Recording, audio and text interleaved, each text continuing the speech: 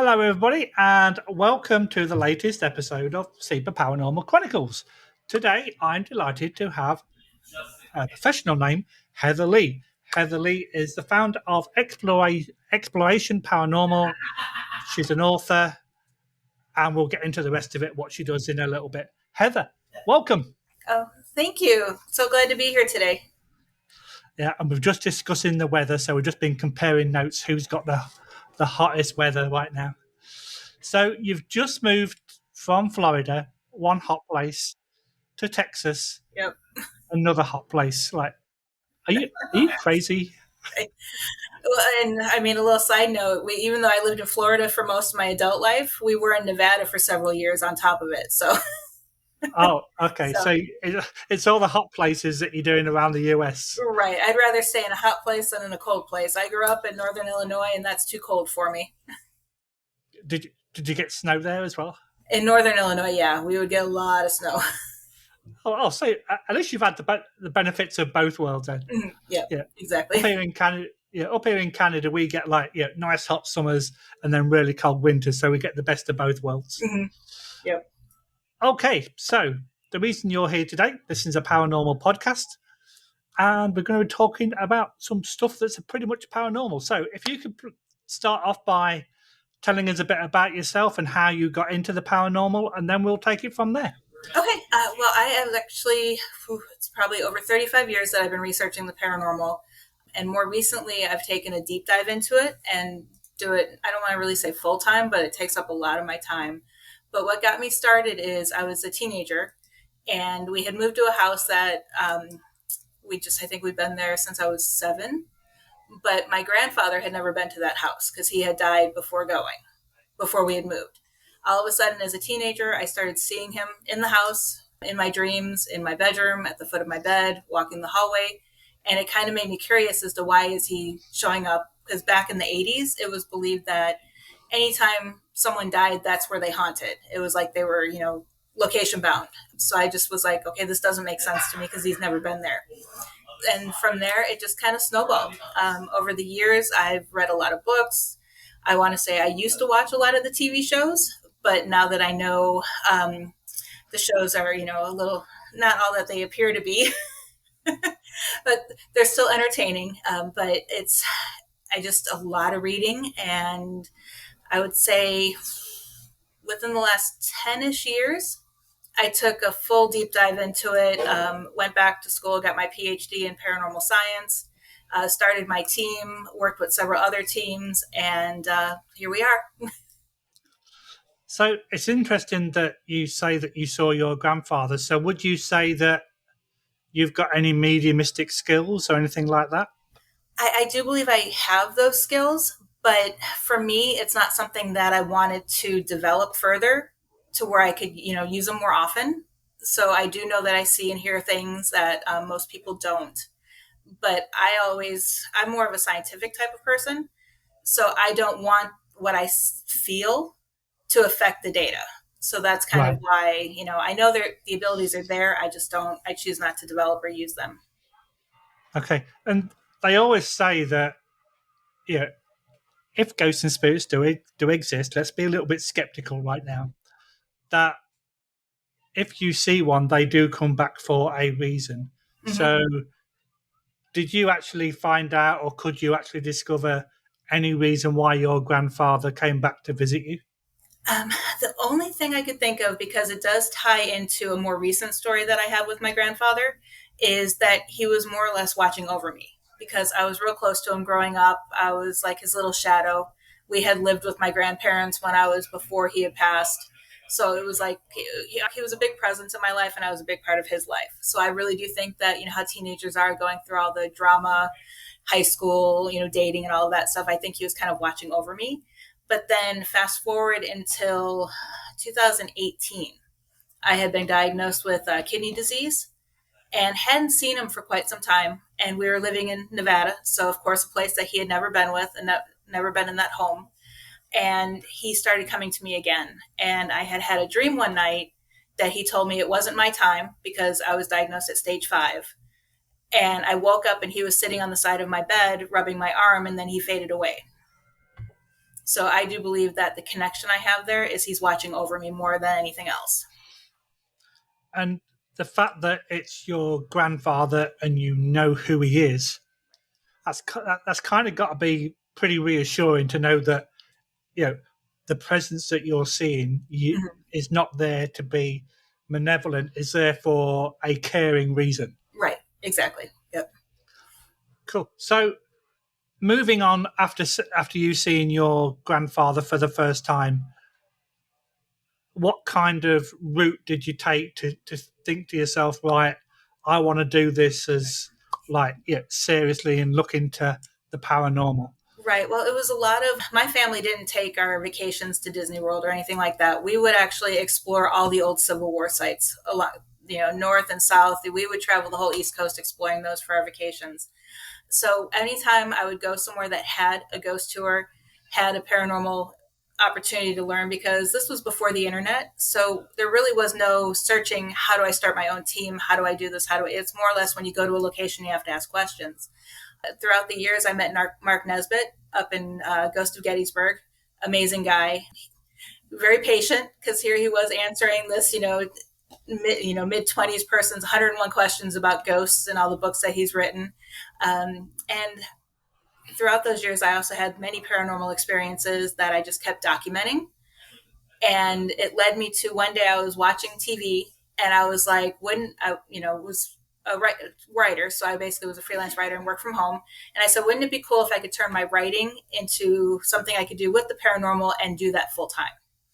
And I ended up finding Dr. Kelly, who has the Institute of Metaphysical and Humanistic Studies, the IMHS, and he teaches classes in paranormal and religious studies and a whole bunch of things. And he took me under his wing. I took a whole bunch of his classes, and that's kind of where I started putting everything together. So I've written several books on the experiences, and it kind of is nice how it all fit together.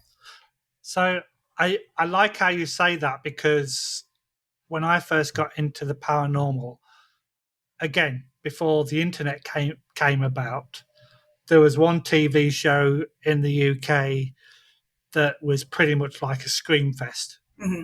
Yeah, every time it went dark, there was something, and you could not see if things were being thrown by, yeah, right, either spirits or living people to make it look like it was paranormal.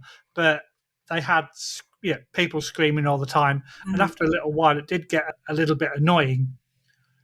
But then, you jump forward to nowadays, and there's literally a new group every week. Yeah. Mm-hmm. Now, SEPA, Scientific Investigation of Paranormal Activity, we like to investigate the stuff that can provide a logical explanation, Mm-hmm. like electromagnetic fields. Yeah, some people get hallucinations, but you can rule that out as a paranormal experience, Mm-hmm. and such like. So the fact that you went down that scientific route, did you have like a split mind of, okay, I'm seeing this, but scientifically this hasn't been proven? Exactly. And my dad is very scientific, so I grew up in that mindset. And my thing is whenever I would either watch the shows or even when I would go on investigations with the team I had joined before creating my own, it was the K2 meter came out. And it was like, oh, it's fluctuating. But if you really take the time to sit back and study how far radio waves and TV waves and, cell phone waves, even if you put your phone on airplane mode, it doesn't mean there aren't other waves coming through. And it's, the yes and no's, the lights flashing coincide with the waves of all of this stuff. So it was like, okay, well, that's ruled out. So I don't even use the K2 or even, I don't even use EMF outside of checking a home to see if there's high levels that could be causing the hallucinations, because there's so much outside stuff. And that's what I kind of drove me to this a little bit more, because I wanted to not disprove and say, hey, you guys are doing this wrong, but I wanted to show a more scientific route, and that we need to use more critical thinking and not just trust what we've been told by others. Because who said that the K2 meter lights up, it's paranormal? Who's the one who said that? Exactly. And I'm in the same mindset as what you are, because if you have a K2, you've only got lights, pretty little lights that go from green to red. whereas my instrument of choice is a tri-field because it's designed to be used in construction. So it's a recognized device. It's not a paranormal device. It's a Exactly. recognized device used for construction, and you can have different channels that you can measure different stuff. So it's a lot more accurate, Yep. and you've got numbers to go with that. Hmm. Rather than, oh yes, I had a yellow the other day. I'm Right. so excited. Sort of like, what does that mean to anybody? Right. Yeah. But I mean, to the new paranormal investigators or the ones that are in it, I call them paranormal tourists. They're the ones that like the flashy lights. Yeah, because yes, we do have a few little gadgets and toys. Hmm. However, we don't take them as gospel. We Right. put them to the test. Hmm. Yep. So, yeah, we can have a REM pod. I will go around with a tri-field to measure all the different levels of EMF, Hmm. and then we'll put it somewhere where there's no cell phones, no walkie-talkies or anything like that. So if it does go off, there's potentially got to be another reason for it going off that's not radio waves or not somebody walking past it. So I do think that a lot of people have to go down that route Hmm. to make sense Yep. of what we're studying. Hmm. Yep. Yeah. And also know how the devices work. Because, I mean, I'm all for like the Eddy Plus. I love that device as far as capturing enough data in one device. But that's not a device that you walk around with. And I see so many people walking with it when they're, and it's like, set it down somewhere. Yeah, yeah, Set it down and let it do it, do its job type of thing. And that's what I don't think a lot of people take the time to do is to learn, and anything can be, used as paranormal, investigative tools, as long as you know how to use it and can think of a way to adapt it to work in the field. exactly. And by watching some of these TV shows, there are a few shows that do the right thing. Mm-hmm. Yep. There's a few shows that do not do the right thing. But then you get those other shows that people send in videos and Mm-hmm. things, and it's like, oh, that door moved, right? But what's behind the door? Right. There's no evidence to see. Well, that door moved, but Mm-hmm. the speed that you walk towards that door, somebody could have gone out another door and hid. So there's a lot of falsehood on some of the TV shows, unfortunately. So you mentioned earlier about that you documented some of these experiences that you had. Can you share some of those with us, please? Yeah, one of my most memorable experiences that I had outside of my grandfather is we were at Gettysburg. And at the time, I was a photography student in college. And I always just would wander because my dad would get stuck because he was such a Civil War history buff that he would get stuck at a monument and he would sit there forever. So if I was done with it, I would kind of move on my own. And I ended up at Devil's Den. And it was, of course, it was a weekend where there was a Civil War reenactment. So I wasn't thinking anything that was happening. But I came out from between the two rocks, and a Confederate soldier walked by me, tipped his hat, didn't say anything, and just kept walking. And I was like, I'm a photography student. What was I thinking? I should have grabbed, I was just so amazed that he was full dressed, looked very authentic. And I'm like, I need to go get his photo. And he had turned around the rocks on the backside. And when I ran after him, he was completely gone. And where we were, I would have seen, I checked all the little crevices to see if he was hiding in one of them, and he was just completely gone. I would have seen him running away if he was running or anything like that. So to me, that told me that was an experience that I had. And then the more research I did about what happened at Devil's Den, I found a photo of the sharpshooter that Matthew Brady captured, or his colleague had captured, and the big famous photo of the sharpshooter. And they figured out who it was, and they had his military enlistment photo there, and it was the guy I saw. Wow. So and it was like, okay, so that was pretty cool tying those two together. And then I think Gettysburg, I would say I had most of my experiences there. I had one experience at Spangler Spring where I went through 5 batteries because they just kept dying on me. And they were all brand new, popped out of the package. And then someone grabbed my shoulder and turned me around. Nobody was around me. I was the only one there. So it was like, okay, this is really, really cool. And oh my goodness, it's almost like there's too many to acknowledge. But one other one that always stands out to me is it was during COVID. We were still living in Vegas, and the team I was with, we would go to a local place and we would continually, it was like our training grounds. We'd have our team meetings and we would train there. And there was this one spirit. It was a big, tall, but he always appeared as a shadow. Not threatening, not anything like that, just always appeared as a big, it almost looked like it could have been a big farm worker, but is how I envisioned him. And we all would see him. And during COVID, we stopped going because everything had shut down. He appeared in our kitchen one day, and then also in our bedroom one day, more or less like, I'm checking in on you, making sure you're okay. And once he saw that I saw him, it disappeared. So it was like, and that's the only time I ever had spirits outside of my grandfather in my home, because I do everything I can to protect the home.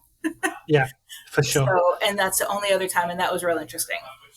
But this must cause a conflict, because if you're going down this scientific route, It does. and there's no definitive evidence to prove that ghosts and spirits exist, Mm-hmm. but you've had multiple experiences, I'm now going to put you on the spot. Yep. And go, right, do they exist?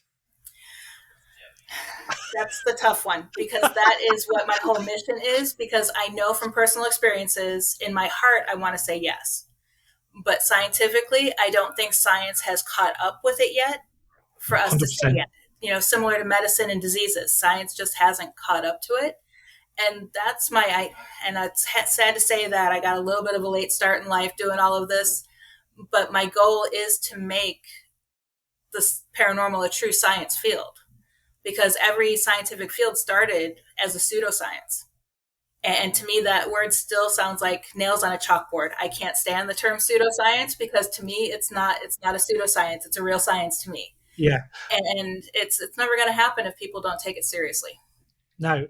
And you raised a very good point, because, and I've said this multiple times before, I was at a jail November of last year, and I was in a room that was being redecorated. Mm-hmm. So it was a completely sterile room, not a very big one.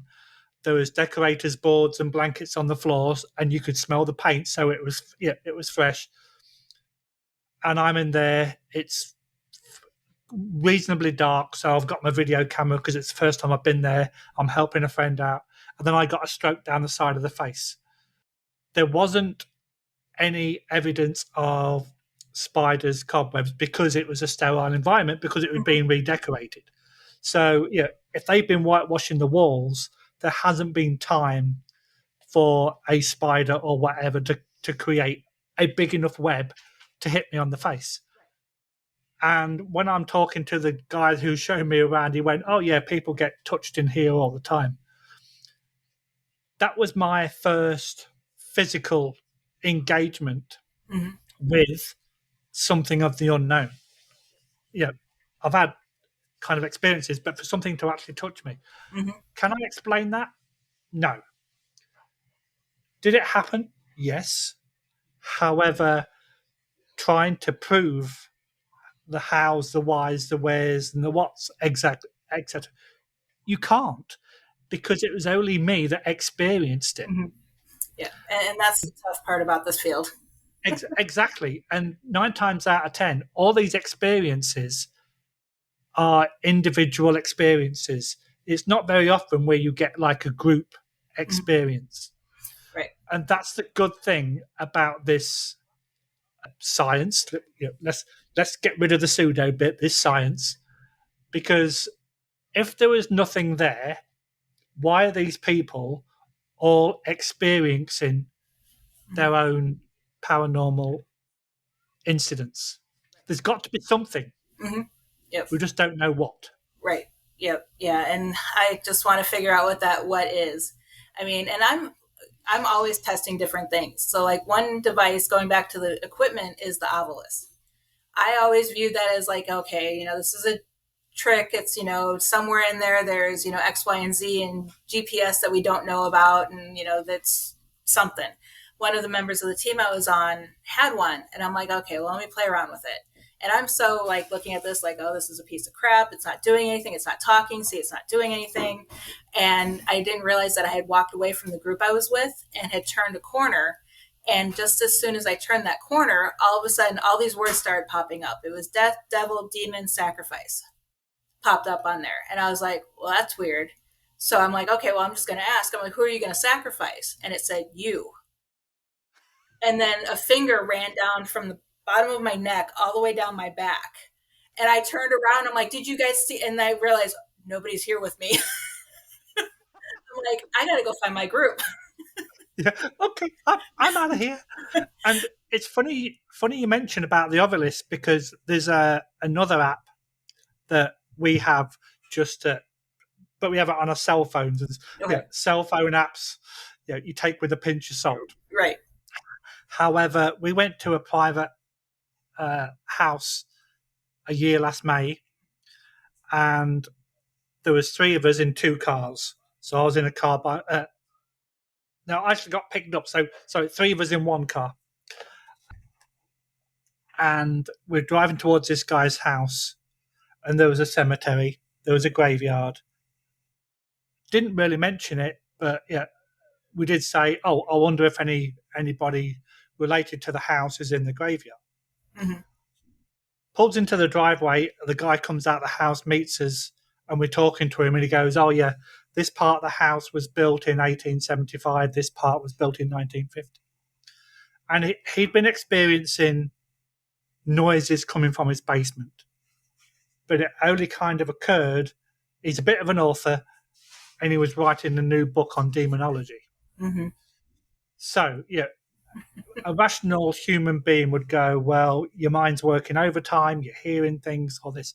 So he goes down into the basement, we turn the app on the phone on, and the first few words that come out of it were cemetery, graveyard, 1875, come and find me. Mm-hmm. It's like, hang on a minute. Yeah. What are the chances, unless it's got a built-in microphone that is listening to you all the time, mm-hmm. which, a lot of these things you literally have to press them on right. the app, are going to come out with those words at that precise time. Mm-hmm. Yep. Yeah. So from a scientific point of view, oh yeah, it's just coincidence. Like, seriously, coincidence? Yeah. it doesn't make sense. Right. Yep. So do you now trust the Ovilus, or are you still slightly skeptical? I'm still skeptical.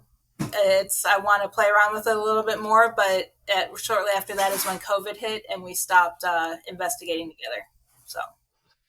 So what came first, the forming of the group, or you starting to write all these stories about Southern Nevada, Florida, all these? Right. I joined a group out in Vegas, and just so I can get my feet and test things out and try to play around. And then it was, so I want to say towards the end of COVID, I had already started writing my first book. That was the Haunted Southern Nevada Ghost Towns. And I'm sorry, my son keeps walking back and forth behind me. I like it how he tries to duck under the. Yeah, you're going to have to duck further, dude. But yeah, so I was in the process of writing that one, and then COVID kind of hit. The group I was with kind of fell apart during that time, and that's when I was like, you know what, I really need to want to continue investigating and doing stuff, but of course I didn't want to go alone. My son had been interested and had been on several paranormal investigations with me, and then my husband is the skeptical of the group, and we kind of just formed our own team. So it kind of all started around the same time. Okay. So, I've got a few of the names of some of your books in front of me. And, it's not just one location. So you've got, Ghosts and Legends of Florida Pirates, Haunted Florida, the Vegas Valley, Nevada. So what kind of put you down the road to decide which book was going to come first, and what made you write about that particular subject at that particular time? Right. Well, in Nevada, I was doing all the research it was for Real Haunts Ghost Towns already, was the documentary that my family was in. So a friend of mine said, "Hey, why don't you put all of your notes into a book?" Because I had already started writing a little bit here and there, and I never thought of putting two and two together. And so that's how that one came out. And living in Vegas, or just outside of Vegas, I had heard all of these stories, and I'm like, I need to put these down, because it's just meeting people on the street. They'd be like, "Hey, have you heard about this happening at this hotel, or this happening?" So that kind of is where that one came from. Then the shift was, we ended up moving to Florida, and the publisher, we were talking about different experiences that I had when I had lived in Florida previously, at different lighthouses. And so that's where the lighthouse book came from. And I wanted to my favorite thing about the first book I wrote was exploring the different ghost towns. So that's why we did the Florida one. And that's where that idea came from. But then the pirate one, that one was probably one of the most fun ones to write, because of all the pirate stories, and the publisher and I, when we were brainstorming, we thought that's a story that tying the paranormal to the pirates is something that hadn't been done yet in Florida.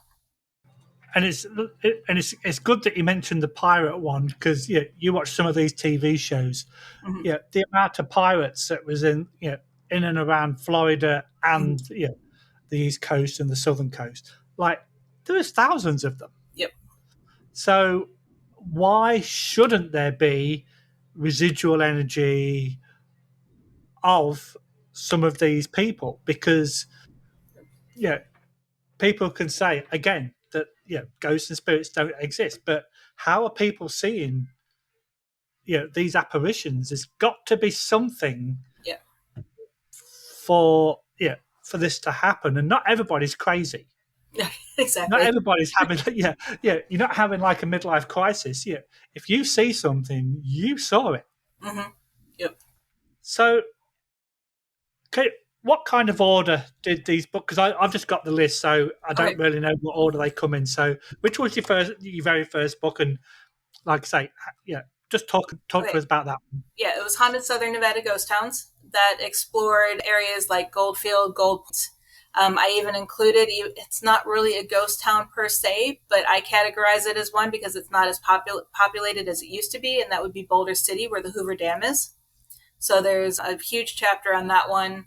And holy cow, the endless places that we found that were considered ghost towns out there. I know when we went to Goldfield, we found significant connections, Nevada, to the Civil War, the southern portion of the Civil War. Confederate graves were out there. When we went to Nelson, Nevada, it actually had its own mini Civil War, because deserters from both the North and South went out there, and they ended up fighting out there instead of, they're like, okay, wait, we're from opposite sides, let's, and they just continued that. And all of that energy from those mini battles that they had, mining accidents, collapsed mines. I actually explored a collapsed mine, and partway through the investigation, and this experience is in the book, but I felt like I was being crushed. Just, I couldn't breathe. And at the same time, I was hearing screaming of men. And when they got me out of that area, we were talking to the mine owner, and he's like, "Oh yeah, that collapsed in the 1920s, and they didn't get everybody out. So that meant there were still bodies buried in the rubble where I was exploring." This goes back to your mediumistic skills again. Mm-hmm. Yeah.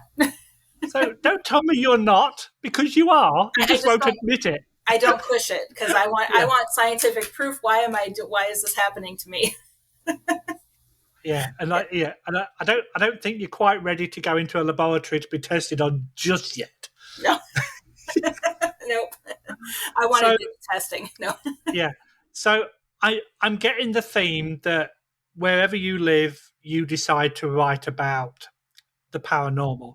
Yep. You lived in Nevada. Mm-hmm. You wrote about Southern Nevada ghost towns. You lived in Vegas, ghosts and legends of the Vegas Valley. You've been in Florida, ghosts and legends of Florida pirates and haunted Florida roadside attractions and haunted Florida. So the $1 million question now, you've just moved to Texas. Yep. I'm assuming that Texas will be the next batch of books. Yep, I'm working on Haunted Texas Ghost Towns. How long have you been living in Texas now? A month and a week. So 5 weeks. A month and 2 weeks now. Okay, 6 weeks, and you've already started the book on the new location. Yep. Okay, But between that and working full time, that's why my house isn't unpacked yet. yeah. Well, we can't see it from the camera, so we're okay. So this is a bit of a random one that I'm intrigued about. You also self-published a book called 13 Things Ghost Haunting Taught Me About Network Marketing. Yep. Now, I can actually relate to that because, to be networking, you're talking to loads of different people. Mm-hmm. And since I've been doing this podcast in February, since February, the amount of people that I'm now talking on both sides of the pond, Mm-hmm. yeah, everybody wants to talk to each other within this field. Yep. Yeah, you get some, I don't know, sports teams where you've got, okay, we never speak to them because they're the opposition and stuff like that. But in the paranormal world, it always seems to be that everybody wants to speak to each other because we've all got similar stories. Right. Yep. And everybody likes talking about these stories.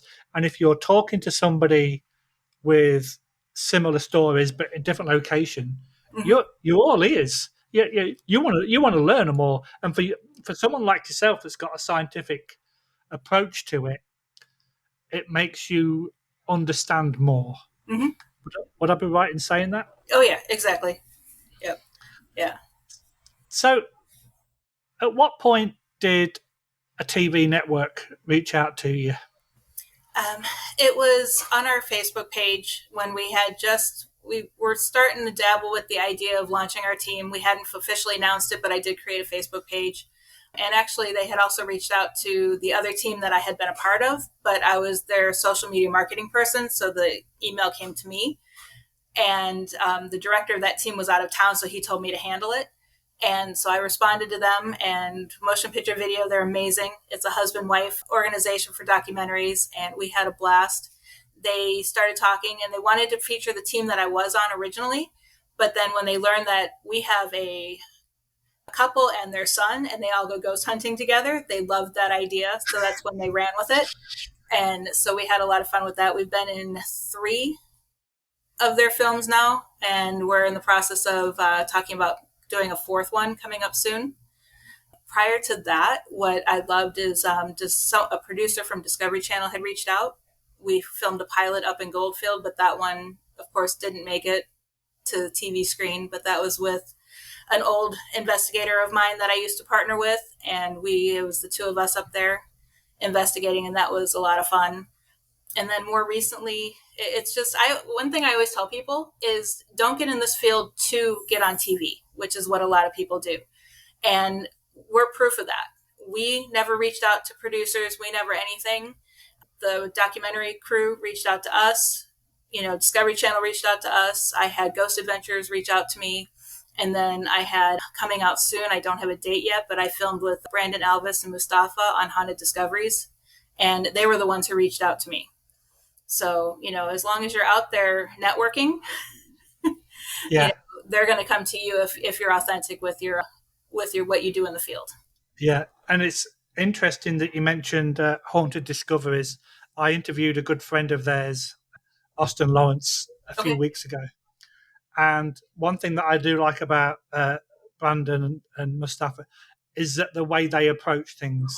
Yep. They do things the right way, so to speak. Exactly.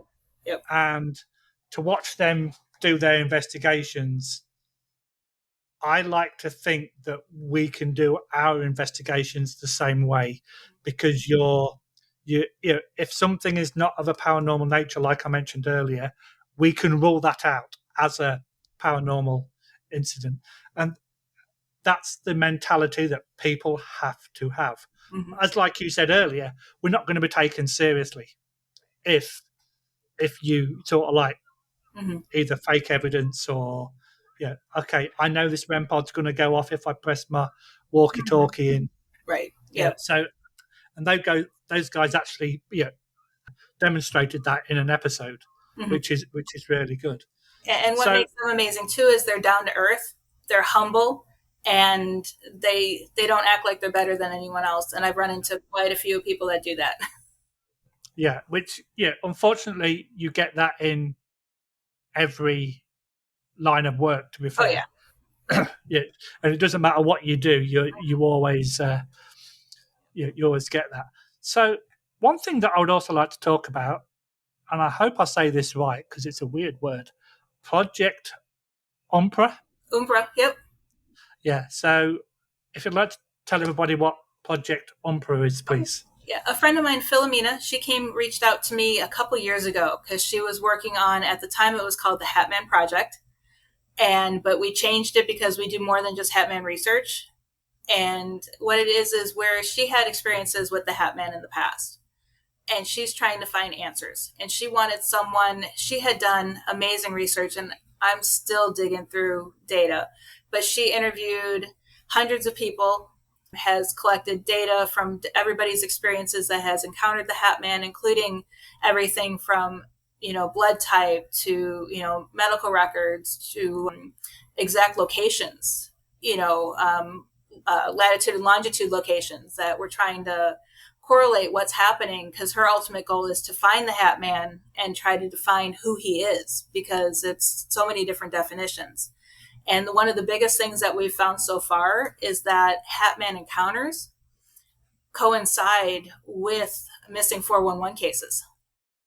Yeah, and then a lot of RH negative people, I would say about more than 50% of the people we've interviewed are RH negative as far as their blood work. So, and that's what we have a few things that we're working on. Our next step, once we get out, we have a couple books that we're ready to release. We're just finding a publisher to do them.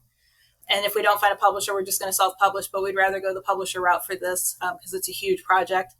And then we're even trying to find locations that are public, not just someone's home, that we can actually go and investigate and try to not so much call him out as antagonizing him, but just to see if he makes an appearance.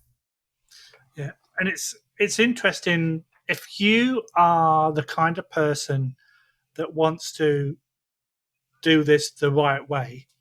When you are doing your research, you will find the commonalities. So you've got the residual energy, you've got the intelligence, you've got the poltergeist activity, the very small percentage of demonic activity. But the only kind of character that gets multiple reports is the Hatman. Yep. No matter where you are, there's multiple people that have seen the Hatman. Mm-hmm. So putting your scientific head on, try and explain to me why the Hatman is such a prominent figure. Yeah, in the beginning, I even joked with her, and I told her that I'm probably the worst person that she wants on this researching with her, because my theory in the beginning was he was a tulpa. He was a thought form. Because especially once she presented me data that in China, he appeared with a little Chinese style hat. In New England, he appeared with a pirate hat. In the Southwest, in Mexico, he had a cowboy hat. It wasn't just the standard fedora that most people saw him with. And I was like, okay, they're thinking this up and they're related, but then the more we start hearing these stories, people are truly scared. They've had physical encounters. They've been touched. They've been pushed. They've been pulled. And you can see the fear in their face when we interview them. So something more, I get thought forms can take their own form eventually, but to have this kind of fear, it's got to be more than that. And so now I'm almost shifting my research to figure out if he is a real entity and not a thought form. Is he changing his appearance to try to make people from different cultures feel comfortable with him? So, and that's where it's one of those, and that's why I stick with this one, because this project, I really want answers. Come show yourself. Exactly. So from the evidence that you've got so far and the research, do you find that he's more benevolent or malevolent? I would say it's probably an 80-20 split, 80 bad, 20 good, because we have had some stories where people feel that he's just a watcher. But those stories, I feel those might be the ones that are thought forms, because it's just weird. Because how can you have, and I mean, the person that I'm doing this with, she actually was picked up by him, and I'll have to get you in contact with her because her story is amazing. But she had said Please do. that all of a sudden, in the middle of the room after she was being picked up and thrown, a white light filled the room, and he vanished. So she thinks that there was some divine intervention that saved her and her sister with this whole thing. And that's when she started researching all of this. And when she tells her story, it's like, I'm sitting here thinking, trying scientifically, how is this, how is this possible? Yeah. And there's been a few episodes of this podcast that I was kind of expecting to have my jaw dropped, and they did, depending on the subject. I wasn't expecting it to happen today until you just come out with that particular story. And it's like, Yep. okay. Yeah. And it's like, we're going back to there has to be something, but we just don't know what it is. Yep. I mean, and we probably have 100 theories that we toss back and forth. Is he a shapeshifter? Is he a time traveler? Is he, interdimensional? Is he an alien? And these are all the avenues that we're researching to try to get. But yeah, please let me know when these books come out, because okay. I love these specific subjects. Like, I'm a big fan of the afterlife stories. I'm a big fan of specific symbols, i.e., the Hatman and stuff like that. So, yeah. Not that I do much reading, but if it's got pictures in it, I'd be great. Yeah, no, I don't know. We haven't done the visuals yet, but the one thing that she did tell me, and that's what I'm working on, because I have all the stories, they were all formatted, they were all ready to go. And then she's like, what would add to this? She's like, if you had added like a paragraph or two after each story about what a scientist would think of these stories. And I'm like, okay. So now I'm going back through and rereading every story and giving my interpretation of what could be causing it, what could they be going through. But that's tough because I'm still trying to be respectful, because I know these people, it's real to them, even if it's not real to me. So it's a tough one. Yeah, that's it. And that's when you've kind of got to be devil's advocate kind of thing. Yep. Yeah. But one thing that I did kind of remember about the Hatman is there used to be, it was either a wine or a port or some kind of like wine, drink that had a symbol of a black hatted shadow man. And there's been quite a few reports of it being this individual, or the outline being extremely similar. But it's weird that if he hasn't got a hat on, they just call him a shadow figure and leave it at that.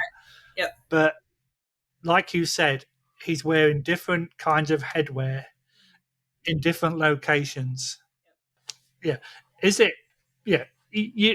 It's something that you just can't answer. It's sort of like, is it the angel of death, so to speak, or is it But it doesn't always do a bad thing. It just so. Yeah, right. I know I'm kind of mumbling now, but it's kind of, it's an unknown entity of what it is, and trying to get to that clarification, that's really hard. Yeah, and that's what our goal is. That's why we're taking so many different avenues and different paths for researching. I mean, even one of her theories is that he's the leader of the shadow people, and that's why he sends them when he can't go. Is another theory that she's working on, and it's a lot. It's truly a lot. There's going to be some parental guidance on that book. I can see it coming. So far it's in 4 books. We have 2 books with personal experiences from everybody we've interviewed that has agreed to let us publish their story. And then we have a book on that we've outlined and we're working on as to who he is and what he is, and all of our different theories are all in there. And then the middle book is we're going to be doing ways to protect yourself against him. So that's cool. And when are you hoping, realistically, to have these books in black and white, so to speak? Yeah, realistically, I have 3 to 4 publishers that I'm going to reach out to probably towards the end of the year once we get them a little bit more finalized. And if not, then we're going to self-publish probably next summer to next fall. I can't wait for that. Our original goal was this Halloween, but my move kind of threw a wrench in it. Well, how inconsiderate, decided that you're going to move to Texas. And you guys got to wait another year. Yeah. Okay, so at the beginning, at the beginning, we mentioned exploration paranormal with you, your husband, and your son. Mm-hmm.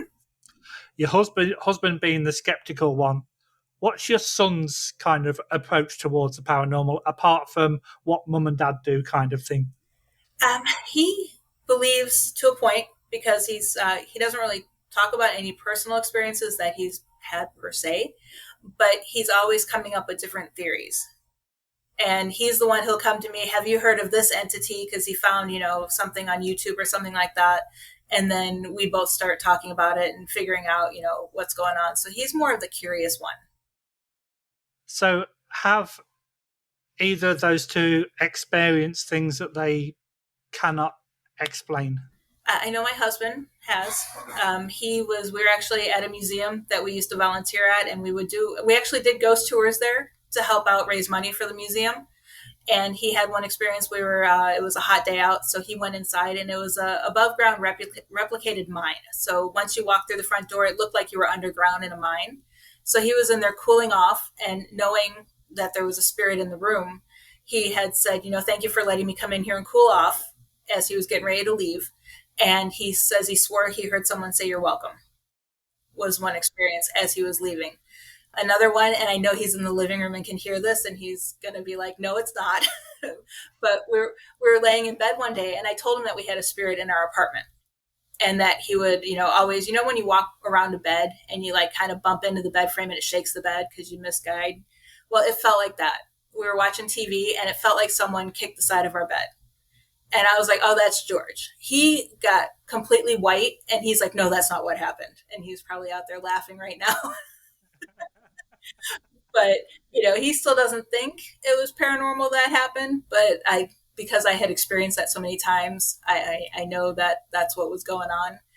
And then my son has said that he's heard some things here and there and experienced some things that he can't explain, but he never really goes into detail. Yeah, yes. When you kind of get that kind of person, it's like, yeah, you've experienced more than what you're letting on. Right. Yep. Okay, so I know that we've spoken about some of the books, books that you've brought out and books that are coming out. What else, apart from unpacking all your boxes after you move, what's next on the agenda for Heather? I'm not sure. I do know that we are relaunching. I host Ghost Education 101. We took a hiatus because my co-host and I both had life got in the way, and we just really haven't done it this year, but we are relaunching in October. I know we're going to be doing that, and that's on Wednesday nights. And after that, part of Ghost Ed and partnering with my team, we're going to be, hopefully, I don't know if it's going to happen in the next year or two, but we're going to be working on some paranormal retreats, which are going to be different than an actual Paracon. It's more or less, I don't really want to say by invitation only, but those who want to attend the retreats need to meet certain criteria and be willing to learn, because the whole purpose of Ghost Education 101 is not so much to treat people the right way to investigate, but teach people to have an open mind and be willing to learn more so than what you see on TV. So we're all about educating and, offering that education. And these weekends are going to be more than just, oh my goodness, we're going and we're meeting all these big para celebrities, but it's not going to be anything like that. It's going to be an actual learning weekend. Yeah. And it's interesting that you mentioned Ghost Education 101, because up here in Canada, I help out a company that do paranormal courses. Mm-hmm. And the head of the company he's an ex police officer, so he's got a rational head on his shoulders. Yep. But he asked me to do a paranormal equipment course. Mm-hmm. So, being logical like yourself, I broke it down into 4 weeks. So the stuff that everybody uses, audio and cameras, that was all the first week. Mhm. The second week was the diagnostic. So the true diagnostic, your trifield and other, like your anemometer, stuff that is designed to specifically do a job in the real world. Mhm. My third week was on the pseudoscience equipment, so your REM pods, your cat balls, that kind of stuff. And then for the fourth week, I went into old school, so dowsing rods, pendulum, Ouija board, and stuff like that. And whenever I tell people, I am a 100% honest with people. Okay, you've got that device. However, it's a cat ball. You can buy them in pet stores. It's not a paranormal piece of equipment. However, in the right conditions, you can use them to your advantage. Mhm. Yep. And that's the way that I explain to people about equipment. But it's knowing those right conditions. People think you can just set them on the floor and, oh my goodness, it's going off, but a truck drove by and the wood floor is vibrated. Exactly. And I know that a friend of mine put one on the floor of a jail. I didn't know where he'd put it and literally kicked it down the corridor. So I got all these pretty lights going off as it's rolling down the corridor. Heather, it's been an absolute pleasure. Thank you for your time today. Thank you for your son for making a cameo appearance. We just need your husband to pop his head around the corner. But like I say, please keep me posted about when these books are coming out, because I would absolutely love to read them. Perfect. They sound absolutely fascinating. But again, thank you for your time, and it's been an absolute pleasure. Thank you so much. I had a great time. Thank you. Bye-bye.